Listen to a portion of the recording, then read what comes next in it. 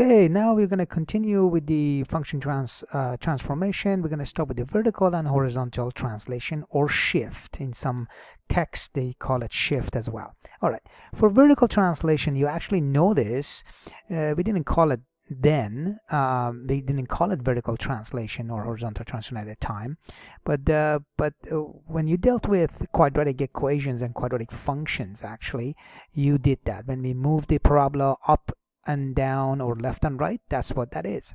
So if you have an original function f of x, and the move that you will do for the vertical translation is that if you add a value to the function, so you're adding d to f of x, the original function, that means your graph is going to move up. That means all y coordinates, they will be going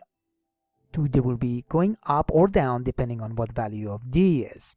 So let's look at the original function. This is the graph that you actually, this is a function that you actually are familiar with, y equal to x squared, very simple parabola.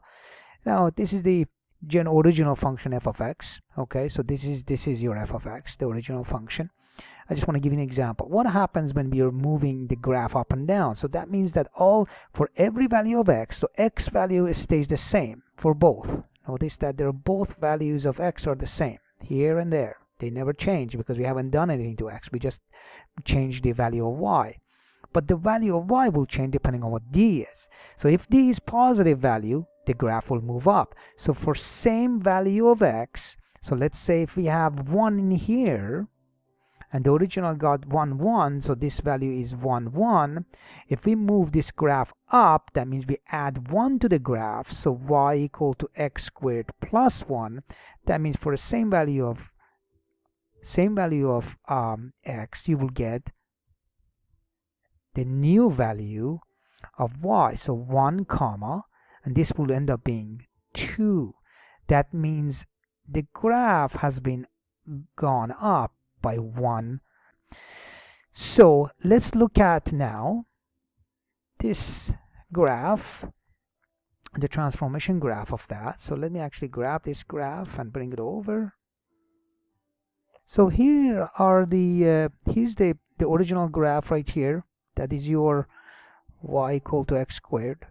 And this graph right here, it seems that it's gone up by 1. Notice that every single coordinate, the coordinate for y value has gone up by 1. So that coordinate's gone up by 1. I mean, if you would have mapped every single point on this original parabola, notice that the new function that's been gone up, the y values of that has gone up by 1. Okay, and I used going up, but you do the same thing if d is negative. That means going down. It's the same idea.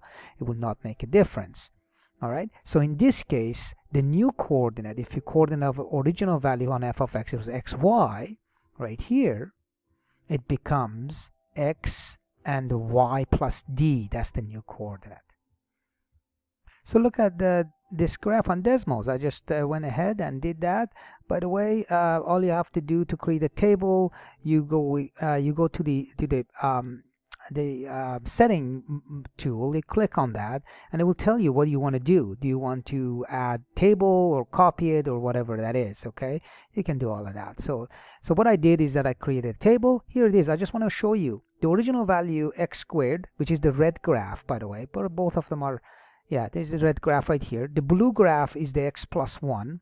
Okay, it doesn't show that it is, but it is.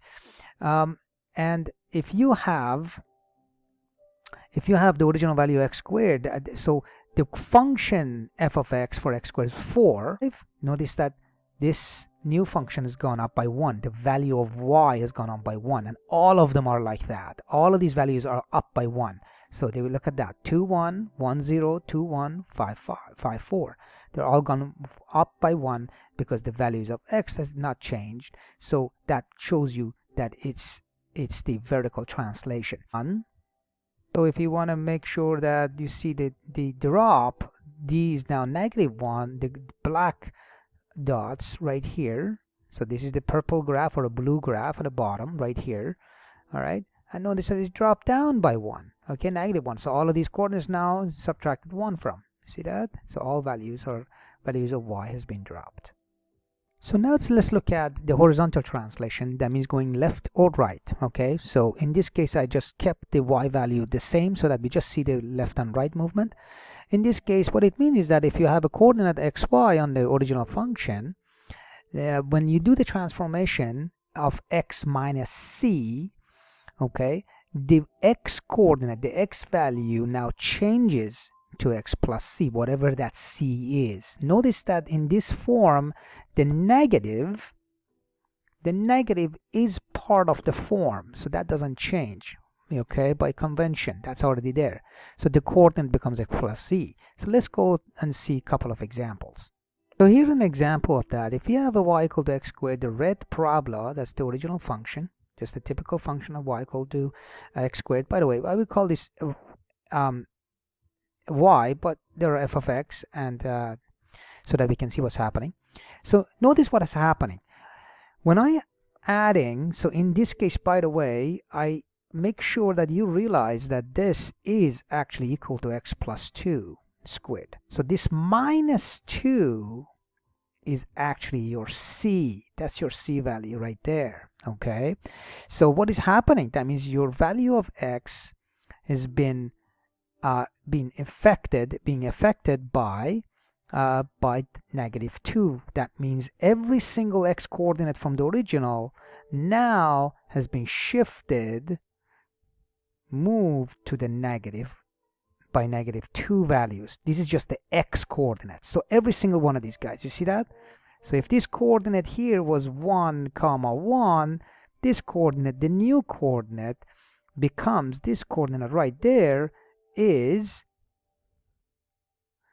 -1, 1. And between these 1 and -1 is -2 values differential. Okay, every single one of them have been moved right there. -2.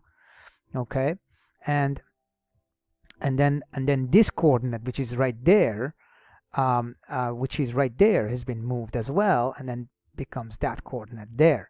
All right, so this is -2 as well. So every single value has been changed, and has been changed by the value of c. Okay, now let's go to the Desmos and see. Okay, here it is.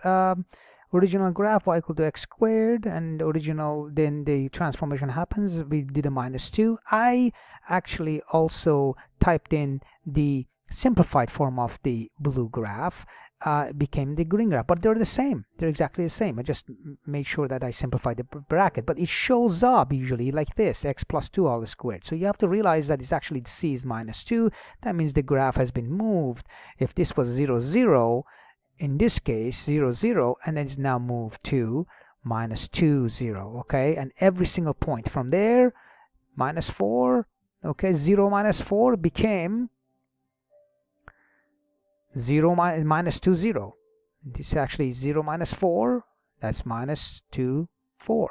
Okay, so everything has been shifted towards the left. If I would have changed this to the positive, so if I would have typed in y equals x minus 2, that means now the value of c is positive 2.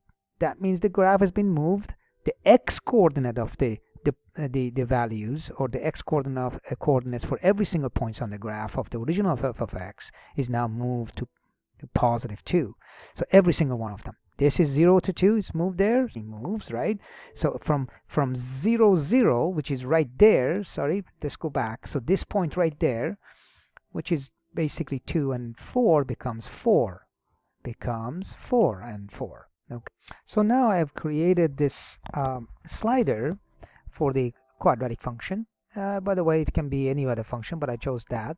Ignore a. I set it up as 1, so that that was your vertical and vertical expansion, vertical and horizontal expansion and compression. Don't worry about that right now. We're going to talk about that a little bit later on. But look what happens when we start moving d. So right now, this form, we're going to put them together, the vertical and horizontal shift. So if I move d, the graph should go up and down. So look at that. Okay, it's going up. And then if I bring it back to 0 again, and then move it this way, look what happens. The graph is going down. Okay, and that makes sense. All right. Now if I keep that at 0, that means D is not moving now. D stays the same. Look what happens when I change C. Left. So C is positive, right? C is positive, moves to the positive.